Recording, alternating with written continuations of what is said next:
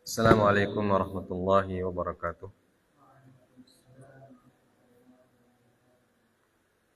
Alhamdulillahirabbil alamin. Wa bihi nasta'inu ala umuri dunya waddin. Wa asyhadu an la ilaha illallah wahdahu la syarika lah. Wa asyhadu anna Muhammadan abduhu wa rasuluhu la nabiyya ba'dah.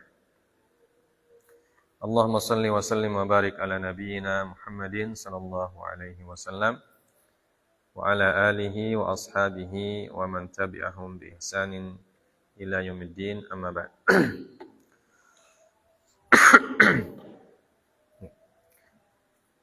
Pertama-tama marilah kita memanjatkan puja dan puji syukur kehadirat Allah Subhanahu wa taala. Kita iringi dengan salawat dan salam kepada nabi kita Nabi Allah Muhammad sallallahu alaihi wasallam serta para keluarga dan sahabat-sahabat beliau yang diridhai oleh Allah Subhanahu wa taala. Ya. Kita lanjut pelajaran tentang fikih.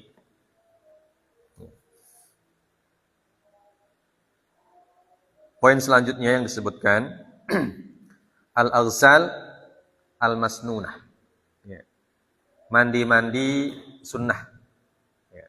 Ada sunnah-sunnah mandi, ada mandi sunnah. Apa bedanya sunnah mandi sama mandi sunnah? Ya. Kalau sunnah mandi adalah perbuatan-perbuatan sunnah yang kita kerjakan ketika kita melaksanakan mandi. Seperti apa? Berwudu, cuci tangan, mendahulukan yang kanan daripada yang kiri. Ya. Itu namanya sunnah mandi. Ya. Kalau mandi sunnah artinya mandi yang hukumnya sunnah. Ya. Baik. Ada banyak jenis mandi sunnah disebutkan dalam fikih oleh para ulama ya, berdasarkan hadis-hadis Rasulullah sallallahu alaihi wasallam. Ya. Kita baca dulu matan. Qala al-muallif rahimahullahu taala, muallif kitab Al-Ghaya wa Taqrib. Faslun wal aghsalul masnunatu 17 ghuslan. Fasal tentang mandi sunnah 17 ghuslan. 17 mandi atau 17 macam. 17 jenis mandi. Al-Jum'ah wal-Aidan wal-Istisqa wal-Kusuf wal-Khusuf. Ya, ini poin pertama atau di kelompok pertama. Wal ghuslu min ghuslil mayyit wal kafiru idza aslam wal majnunu idza afaqa wal mughma alaihi idza afaqa wal ghuslu indal ihram wa dukhulu Makkah walil wuqufi bi Arafah wal ramyil jimari tsalath walit tawaf. Nah, itu. Jadi 17. Yang pertama adalah kita bahas kita bagi 3 ya. Kita bagi 3 kelompok mandi. Pertama al-Jum'ah. Mandi untuk sholat Jumat. Yang kedua wal-Aidan. Mandi untuk 2 Aid. Yaitu Aidul Fitri dan Aidul Adha. Wal istisqa. Ya. Mandi untuk istisqa. Salat istisqa itu salat apa? Minta hujan. Ya. Istisqa salat minta hujan. Wal kusuf. Gerhana matahari. Ya. Wal khusuf. Gerhana bulan. Ya.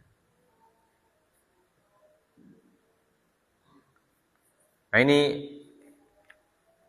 kelompok yang pertama. Ya. Jadi dijelaskan dulu ada 1, 2, 3, 4, 5. Ya. Dijelaskan dulu 5 jenis mandi yang sunnah. Ya. Pertama, ghuslul jum'ah. Ya. mandi untuk sholat Jumat atau mandi pada hari Jumat. Ya. Apa hukum mandi di hari Jumat? Ya. Hukum mandi di hari Jumat ada dua pendapat para ulama disebutkan dalam kitab ini. Ya. Pertama, ada yang mengatakan wajib. Ya. Ghuslul Jum'ah itu wajib. Jadi hukumnya wajib. Dan kelompok yang kedua, dan ini yang menjadi mazhab Syafi'i, hukumnya sunnah. Jadi ada sebagian para ulama yang mengatakan mandi di hari Jumat itu hukumnya wajib. Artinya kalau tidak mandi, ya, berdosa. Ya. Tapi jumhur ulama, termasuk dalamnya Imam Asy-Syafi'i mengatakan, hukumnya adalah sunnah. Ya, kita baca dulu penjelasan dalam Kifayatul Akhyar. Yusannul ghuslu li umurin. Disunnahkan untuk mandi karena beberapa umur. Ya, umur itu beberapa perkara atau beberapa sebab.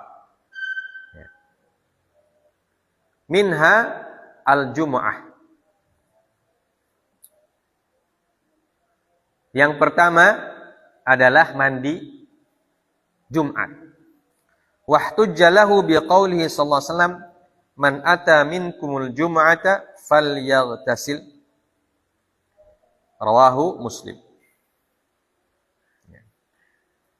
Dan hujjahnya atau dalil mandi Jumat itu disunnahkan adalah sabda Rasulullah sallallahu alaihi wasallam yang diriwayatkan oleh Imam Muslim, man ata minkumul jumu'ata falyaghtasil.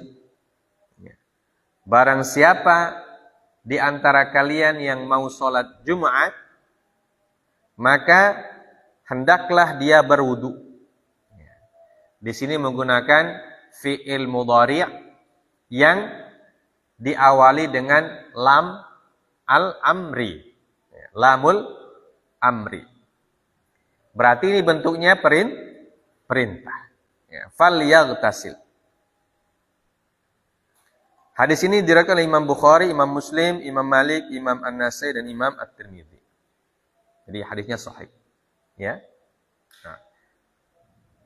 Berkaitan dengan sabda Rasulullah falyaghtasil, menggunakan fi'il mudhari yang diawali dengan lamul amri yang bentuknya adalah amr atau perintah, maka sebagian para ulama mengatakan hadis ini menunjukkan bahwa mandi Jumat hukumnya wajib.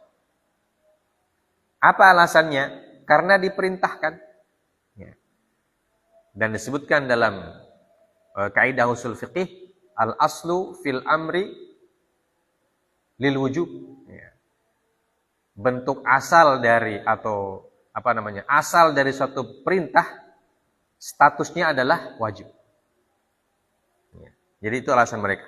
Maka di sini disebutkan ihtajja ba'dhum ala wujubil ghusli bihadzal hadits. Ya. Sebagian para ulama berhujjah dengan hadis ini bahwa hukum mandi Jumat adalah wajib. Ya. Jadi hadisnya sama, tapi cara beristidlalnya beda. Ya, menggunakan hadis ini beristidlalnya beda.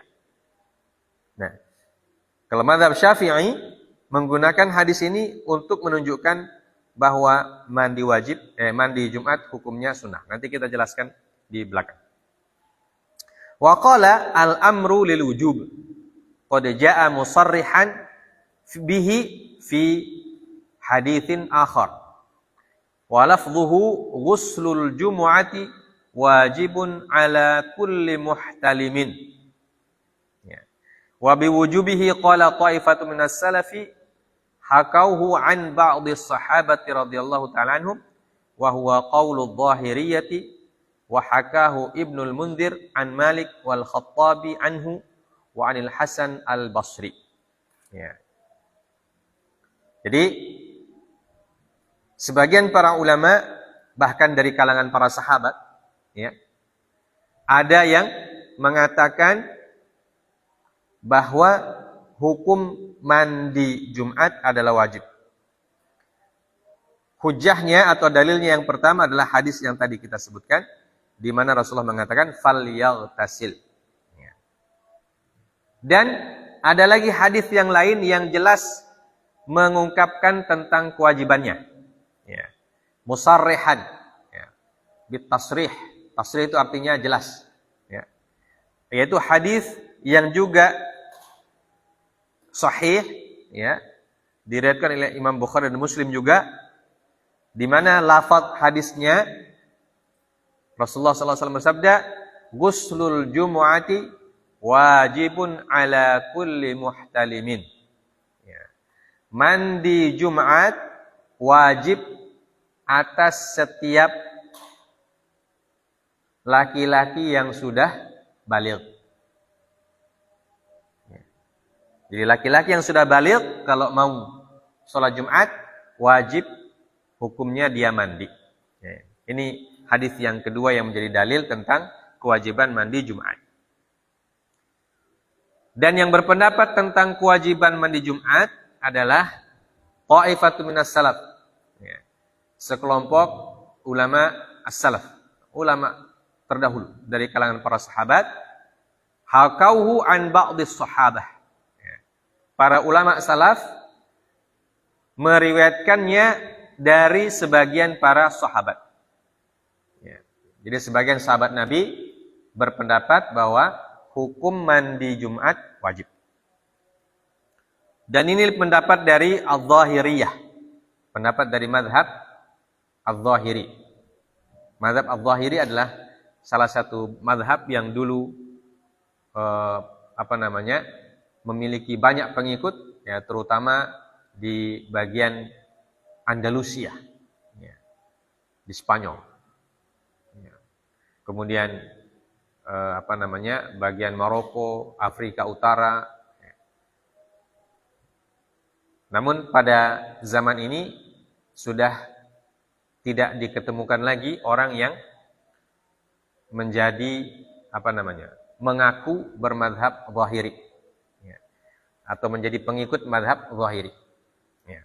Namun di dalam buku-buku fikih pendapat mereka masih tercantum, ya, karena memang ini menjadi salah satu madhab yang besar pada zamannya. Ya. Dan para ulama dari kalangan madhab ini juga sangat banyak. Ya. Dan kitab-kitabnya juga banyak. Sampai sekarang juga banyak kitab-kitab dari para ulama dari madhab Adh-Dhahiriyah. Wahakahu Ibnul Mundzir an Malik wal Khattabi anhu wa anil Hasan al-Basri. Ya. Dihikayatkan oleh Ibnul Mundzir dari Imam Malik. Ya. Dan juga Imam Al-Khattabi dari Imam Malik dan juga dari Al-Hasan al-Basri.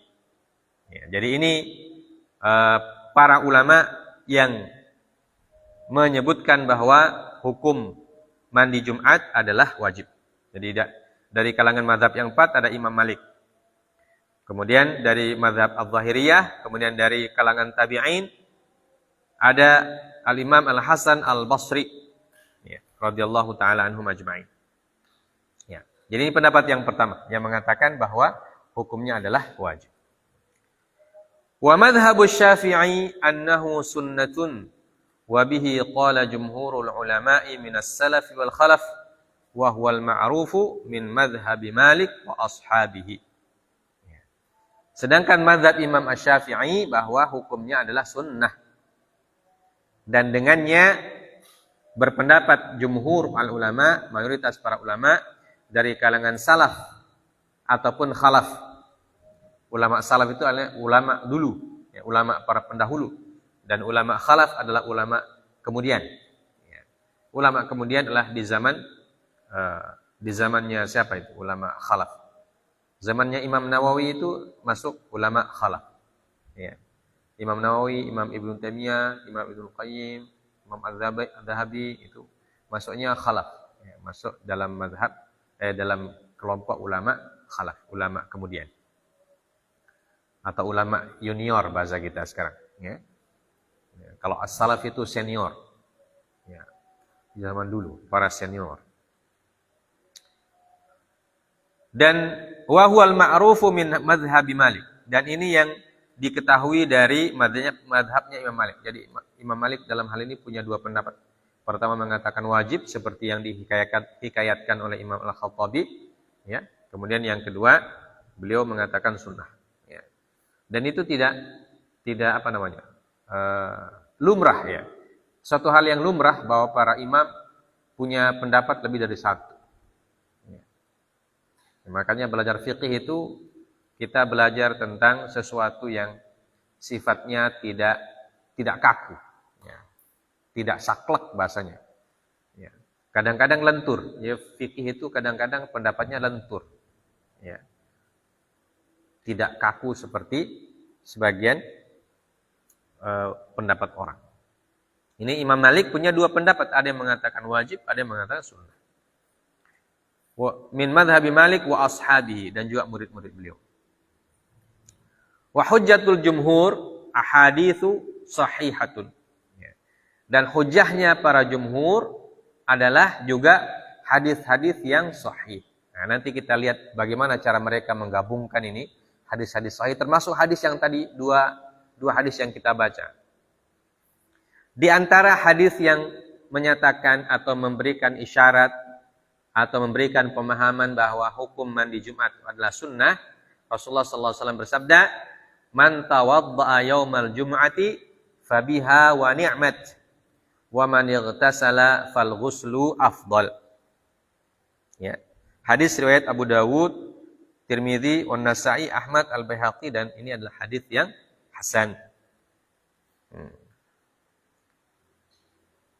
Apa artinya? Barang siapa yang berwudu pada hari Jumat, fabiha wa ni'mat. Apa artinya fabiha wa ni'mat? Artinya maka dia sudah sesuai sunnah. Jadi orang yang pergi bersolat Jumat hanya berwudu saja, ya, dia hanya berwudu di rumah, dia tidak mandi. Maka kata Rasulullah, fabiha wa ni'mat. Maka dia sudah melaksanakan sunnah atau sudah sesuai dengan sunnah. Wa man ightasala fal ghuslu afdal. Dan barang siapa yang mandi, maka mandi lebih afdal, lebih utama. Nah, dalam hadis ini disebutkan bahwa wudu boleh, mandi juga lebih afdal. Artinya, kalau orang tidak mandi, berarti tidak apa-apa. Nah, kalau mandi dikatakan wajib, tidak mungkin Rasulullah membolehkan hanya berwudu saja. Tapi karena mandi itu tidak wajib, maka Nabi mengatakan yang hanya berwudu boleh. Yang mandi lebih boleh atau lebih afdal. Nah, ini hadis yang dijadikan oleh para ulama atau jumhur ulama yang menyebabkan mereka berpendapat bahwa hadis-hadis tadi yang menunjukkan kewajiban itu harus digabungkan dengan hadis yang nomor 3 ini. Ya. Qala Nawawi haditsun sahih. Ya. Imam An-Nawawi mengatakan hadis ini adalah hadis yang sahih.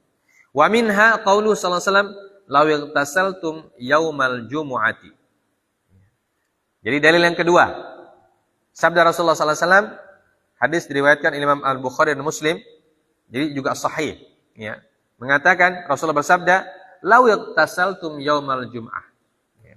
Apabila, ya, andaikan, jika kalian mandi pada hari Jumat. Nah, ini ada kata jika. Nah, kata jika ini menunjukkan pilihan. Ya. Pilihannya bisa mandi, bisa wudu saja. Dan mandi lebih lebih baik. Ya. Ini hadis yang kedua. Atau dalil yang kedua. Kemudian dalil yang ketiga. Wa minha hadis Utsman lamma dakhala wa Umar yakhthub wa qad taraka al-ghusla dzakarahu Muslim. Fa aqarrahu Umar radhiyallahu anhu wa man hadara al-jum'ata wa hum ahlul halli wal aqdi. Walau kana wajiban lama tarakahu la alzamahu bihil hadirun. Ya. Yang ketiga hadisnya atau dalilnya tentang mandi Jumat tidak wajib adalah Utsman bin Affan radhiyallahu taala anhu. Ya, suatu ketika beliau pergi sholat Jumat dan sampai di masjid, Umar sedang berkhutbah. Dan ketika itu beliau tidak mandi. Ya, tidak mandi Jumat. Ya, jadi dia hanya wudu saja. Ya. Disebutkan oleh Imam Muslim dalam Sahih Muslim ini, riwayat tentang Utsman ini disebutkan oleh Imam Muslim. Ya. Dan aqarrahu Umar bin Khattab mengikrar. Mengikrar itu artinya menyetujui. Ya, menyetujui perbuatannya Utsman bin Affan. Dan begitu juga orang-orang yang hadir ketika itu atau para sahabat yang lain tidak memprotes Utsman, ya, atau tidak menyuruh Utsman untuk mandi. Ya. Padahal mereka itu ahlul hilli wal aqdi. Ya. Para sahabat zaman itu kan masih banyak. Ya. Dan kalau mereka memahami mandi Jumat itu wajib, pasti mereka tidak membiarkan Utsman meninggalkan kewajiban. Paham, Fawas? Ya. Tapi karena mereka memahami mandi Jumat itu sunnah, ya, maka Utsman yang tidak mandi tidak ditegur. Ya. Padahal para sahabat itu mereka adalah orang-orang yang tidak orang-orang yang sangat memperhatikan hal-hal yang wajib. Ya. Jadi kalau ada kewajiban-kewajiban yang ditinggalkan oleh seorang sahabat dan diketahui oleh sahabat yang lain, maka pasti ditegur. Ya. Nah, itu kaidahnya para ulama mengatakan. Jadi kalau mereka tidak menegur para sahabat yang berbuat sesuatu, itu menunjukkan bahwa itu adalah boleh. Ya. Nah, ini 3 hujah yang digunakan oleh jumhur al-ulama untuk menyatakan bahwa hukum salat, hukum mandi Jumat adalah sunnah. Lalu bagaimana dengan yang tadi itu? Ya. Hadis yang 2 tadi yang mengatakan wajib. Maka disebutkan, fa idzan yuhmalul amru 'alal istihbabi jam'an baina al-adillah. Wa yuhmalu lafzatu wajibin 'ala ta'kidi. Kama yuqalu haqquka wajibun 'alayya. Ai mutaakkidun wa kaifiyatuhu kama marra. Ya. Nah, 2 hadis yang tadi mengatakan wajib, ya. Ghuslul Jumu'ati wajibun ala kulli muhtalimin aw falyaltasil, 2 hadis yang kita sebutkan di awal. Ini kata para ulama karena ada hadis yang lain, yaitu hadis yang 3 yang. Jadi di sini ada 5 hadis ya. Ya. Hadis yang pertama, yang kedua, kemudian 3, 4 dan perbuatannya Utsman bin Affan yang diakui oleh para sahabat yang lain, ya, jadi menjadi ijma'. Ya. Jadi ada 5 dalil. Nah, kata para jumhur ulama, ada 2 dalil yang menyatakan wajib. Dan ada 3 dalil yang mengatakan tidak wajib. Maka yuhmalul amru 'alal istihbab. Ya. Karena itu fungsi perintah dalam 2 hadis yang pertama itu statusnya berubah dari wajib menjadi mustahab. Jadi wajib menjadi sunnah. Ya, karena disebutkan dalam kaidah usul fiqih, al-aslu fil amri al-wujub. Hatta yarida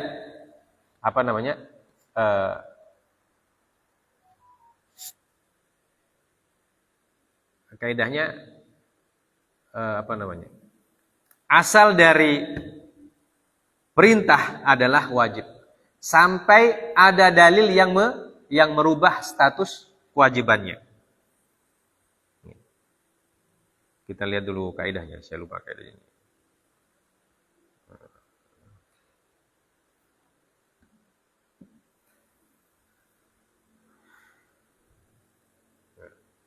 Jadi arti kaidahnya seperti itu tadi ya.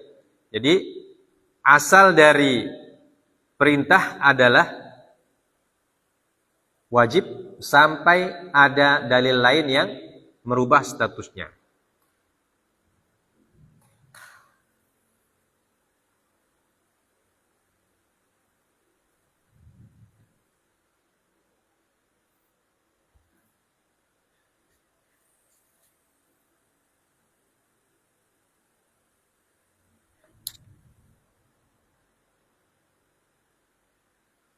Nah dari 5 hadis ini, karena semuanya adalah hadis yang sahih, kecuali kalau tiga hadis yang kedua tidak sahih itu, maka tetap jadi wajib. Tapi karena hadis yang 3 yang sebelumnya, ya, al-aslu fil amri lil wujub illa ma dalla dalilu ala khilafihi. Nah, itu juga kaidahnya. Bahwa asal dari perintah adalah untuk wajib atau hukumnya wajib, statusnya wajib, sampai ada dalil yang menunjukkan kebalikannya. Paham? Sampai menunjukkan dia tidak wajib. Nah, di sini dikasih contoh. Jadi para ulama, jumhur, mayoritas para ulama menggabungkan seluruh hadis. Ya. Perhatikan sini. Jangan cerita. Jadi dalam kaidah para ulama itu, kalau ada hadis yang sahih, beberapa hadis sahih, tapi maknanya berbeda. Seperti contoh hadis ini. 2 hadis pertama maknanya wajib. Dan 2 hadis atau 3 hadis yang kedua menunjukkan bahwa dia tidak wajib. Karena Rasulullah SAW memberikan pilihan. Siapa yang mau berwudu boleh. Siapa yang mau mandi boleh. Jadi itu berarti tidak wajib karena Rasulullah kasih pilihan. Ya. Karena kalau disebutkan wajib berarti tidak ada pilihan. Ya. Nah, sementara 2 hadis yang pertama itu jelas mengatakan wajib. Tidak ada pilihan. Nah, bagaimana caranya mengamalkan hadis ini? Dan kaidah para ulama mengatakan bahwa kalau hadisnya sama-sama sahih, tidak boleh ada yang dibuang. Ya. Kalau sama-sama sahih hadisnya tidak boleh ada yang dibuang. Ya. Maka cara pertamanya, kalau hadisnya bisa disinkronkan atau bisa dikumpulkan, ya, dijamak istilahnya. Jadi hadisnya itu bisa dikumpulkan dan bisa disinkronkan maknanya, ya, maka itu adalah cara yang paling baik menyikapi hadis yang berbeda berbeda makna. Ya. Maka kata para ulama, bagaimana cara menyinkronkan? Nah, menyinkronkan 2 hadis ini dengan cara bagaimana? Artinya perintah dalam 2 hadis yang pertama statusnya dirubah. Ya. Dari wajib menjadi sunnah. Paham? Ya. Jadi dengan demikian semua hadisnya diamalkan. Tidak ada yang dibuang. Ya. Kemudian, itu yang pertama. Yang kedua, kalimat wajib dalam hadis yang kedua dan kalimat perintah dalam hadis yang pertama. Itu artinya apa? Artinya littakhid. Untuk menegaskan. Makanya dalam mazhab Syafi'i ada istilahnya sunnah muakkadah. Ya. Ada sunnah muakkadah, ada sunnah ghairu muakkadah. Ya. Sunnah muakkadah artinya sunnah yang sangat dianjurkan. Ya, yang sangat dianjurkan. Hukumnya di bawah wajib. Ya. Gambarannya seperti itu. Ya. Tapi tidak sampai wajib.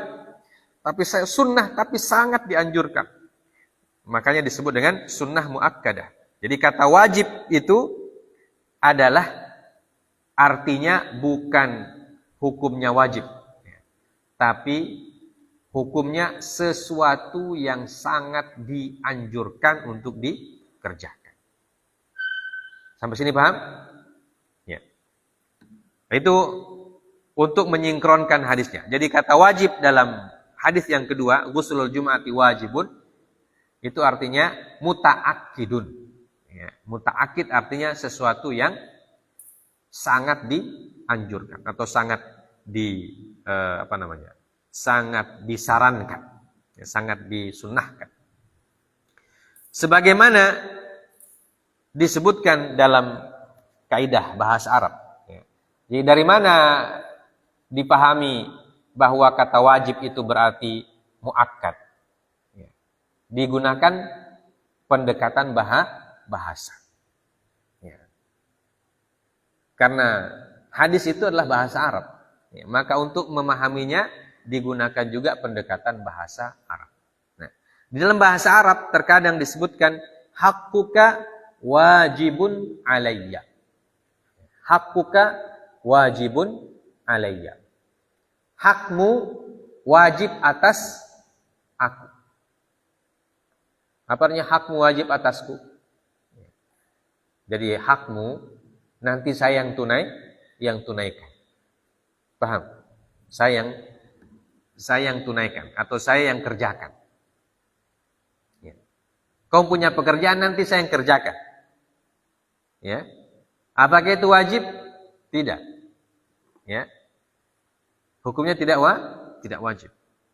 Ini disebut dengan hakkuka wajibun alayya. Jadi kata wajib dalam bahasa Arab, hakkuka wajibun. Kata wajib dalam bahasa Arab tidak selamanya berarti hukumnya wajib. Tapi itu menunjukkan tekad. Hakkuka wajibun alayya. Itu artinya menunjukkan bahwa kita bertekad untuk membantu saudara kita tersebut. Paham? Ya. Tapi tidak berarti wajib. Tapi itu menunjukkan tekad, ya. Keseriusan untuk membantu saudara. Nah, ini dalam bahasa Arab disebut. Maka berdasarkan pendekatan bahasa ini, maka kata wajib dalam hadis yang kedua berdasarkan hadis-hadis yang lain. Ya. Jadi jumhur ulama menggabungkan antara dalil wajib, dalil pilihan, dan makna bahasa. Ya. Begitu caranya memahami dalil. Ya. Supaya apa? Supaya tidak tidak menyebabkan kita membuang hadis yang lain. Ya, karena dalam kaidah disebutkan bahwa hadis itu kalau dia sahih semua, maka wajib diterima semua. Ya. Tidak boleh dibuang satu, diambil satu, tidak boleh. Ya. Maka supaya kita bisa ambil semua, kita lihat dulu apakah hadis itu bisa dikumpulkan, ya, maknanya bisa digabungkan atau disinkronkan atau tidak bisa. Ya. Nah nanti kalau tidak bisa disinkronkan, pakai cara yang kedua. Ya. Pakai cara yang kedua. Bagaimana cara yang kedua? Ya, sebagian ulama mengatakan kalau tidak bisa disinkronkan, maka dilihat dia punya sejarah. Ya, dilihat sejarahnya. Mana hadis yang duluan, mana hadis yang belakangan. Ya. Maka disebutkan dengan nasikh dan mansukh. Nasikh dan mansukh. Ya. Nasikh mansukh itu, nasikh artinya menggugurkan, mansukh gugur. Ya. Jadi hadis yang duluan hukumnya gugur. Dan hadis yang belakangan menggugurkan hukum dalam hadis yang duluan itu. Itu kalau tidak bisa dijamak. Tidak bisa dikumpulkan. Ya. Nah, kalau nasikh mansukhnya tidak diketahui juga, ya, maka cara yang ketiga diadakan tarjih. Ya. Tarjih itu mengunggulkan, diunggulkan. Salah satu hadisnya diunggulkan. Dan kata para ulama, cara mentarjih ini seperti disebutkan oleh Ibnu Qayyim, itu cara mentarjih itu lebih dari 50 cara. Ya, lebih dari 50 cara. Ya. Dan kalau sudah sampai dengan cara tarjih, itu dalil akan nampak mana yang bisa digunakan dan mana yang yang sudah tidak berlaku lagi. Ya. Tapi cara yang pertama itu dijamak dulu. Ini disebutkan oleh jumhur ulama, cara yang pertama untuk menghadapi hadis-hadis seperti ini adalah langkah pertamanya harus dijamak dulu. Ya.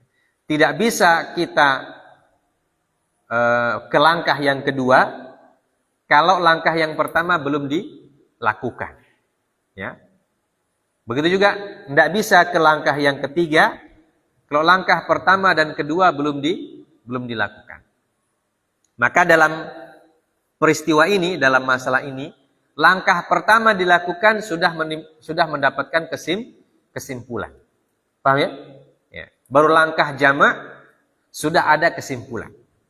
Nah, kalau sudah ada kesimpulan berarti itulah hukum kesimpulannya, yaitu dihukumi sunnah muakkadah. Ya. Sunnah muakkadah dalam pendapat jumhur ulama.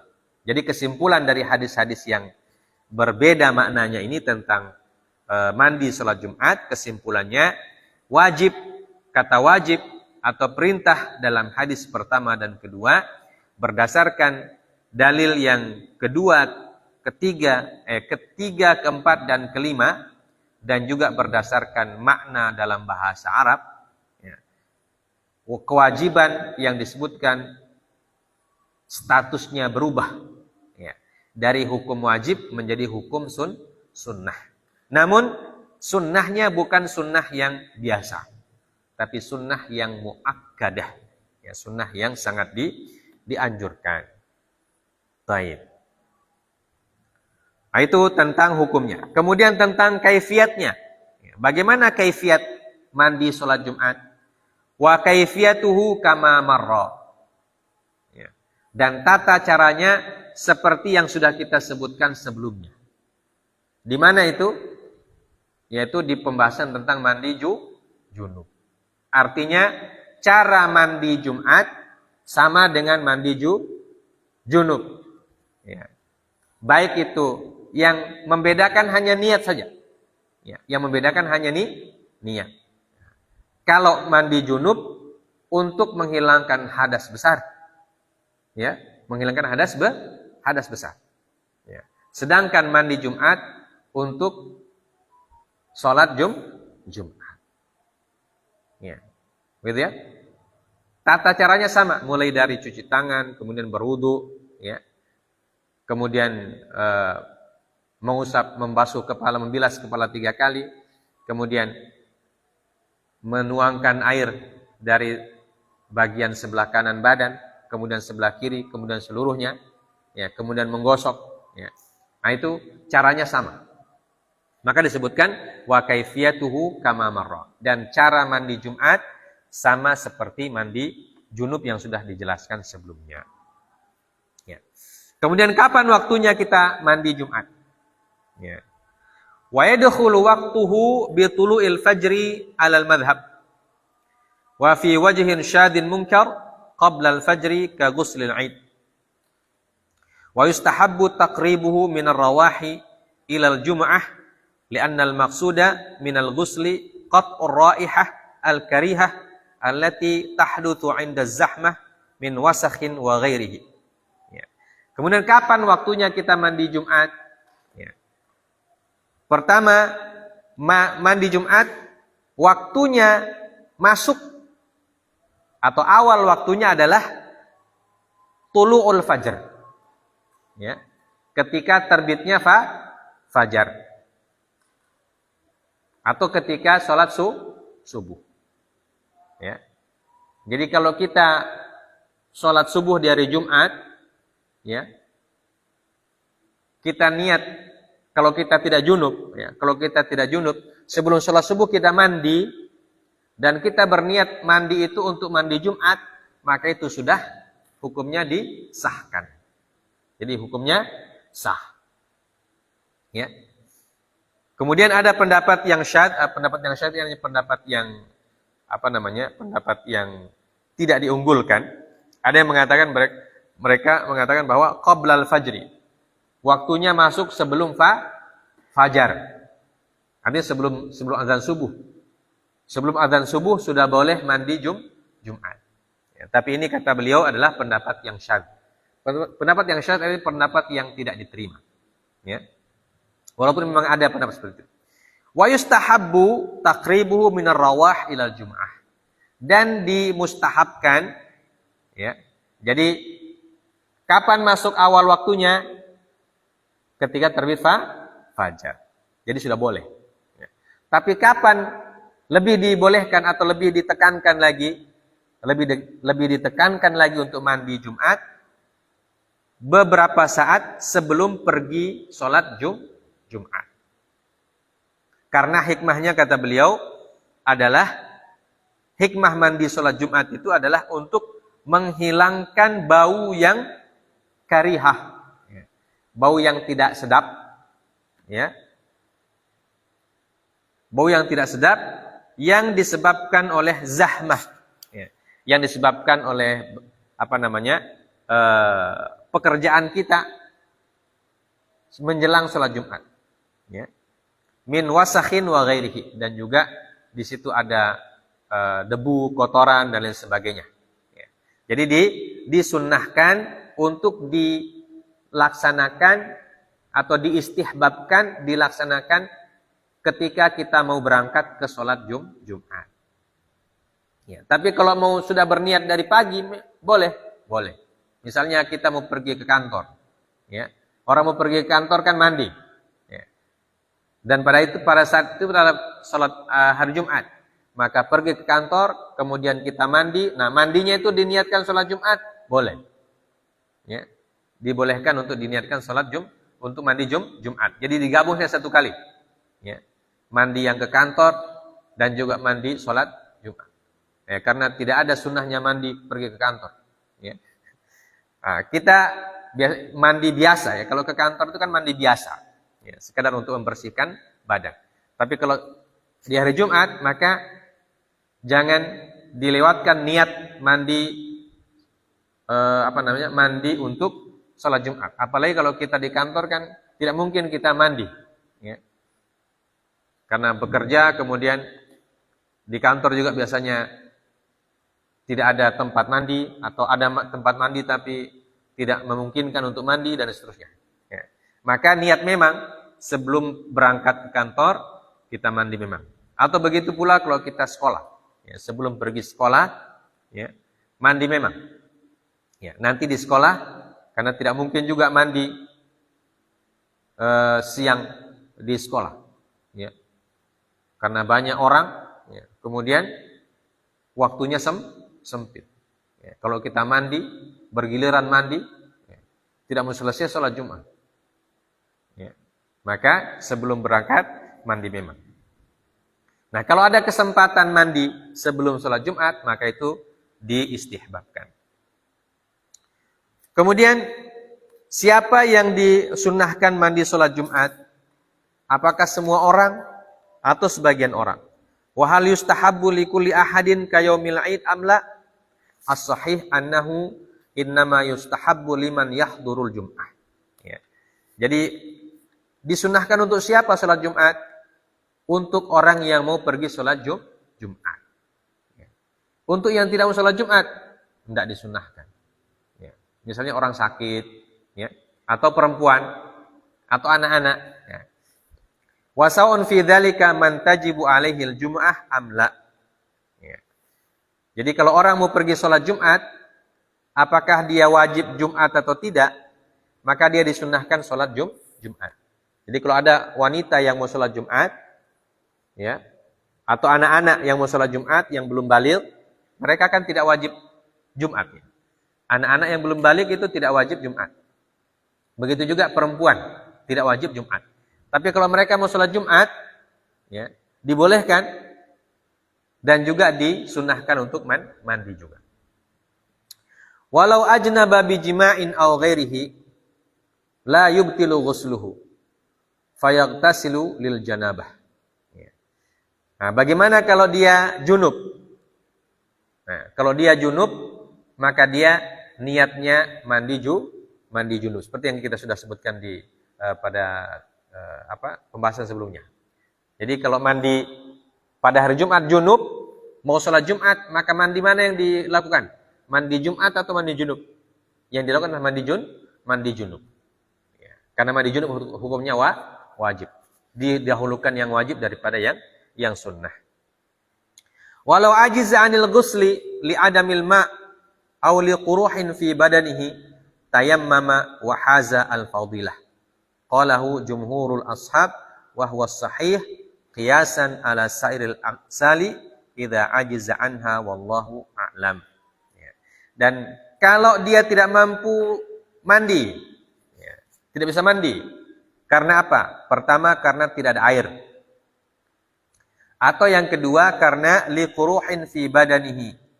Ya. Karena ada luka di badannya, ya, yang menyebabkan dia tidak bisa kena air. Maka bagaimana caranya? Tayammama. Dia boleh bertayammum wa haza al-fadilah. Ya. Dan dia tetap mendapatkan keutamaan mandi kalau dia tidak mampu. Ini perkataan jumhurul ashab, artinya mayoritas ulama dalam mazhab Syafi'i, dan dia adalah pendapat yang sahih. Qiyasan ala sairil aghsal idza ajiza anha wallahu a'lam. Ya, sebagaimana dikiaskan kepada mandi-mandi yang lain, termasuk mandi junub. Ya.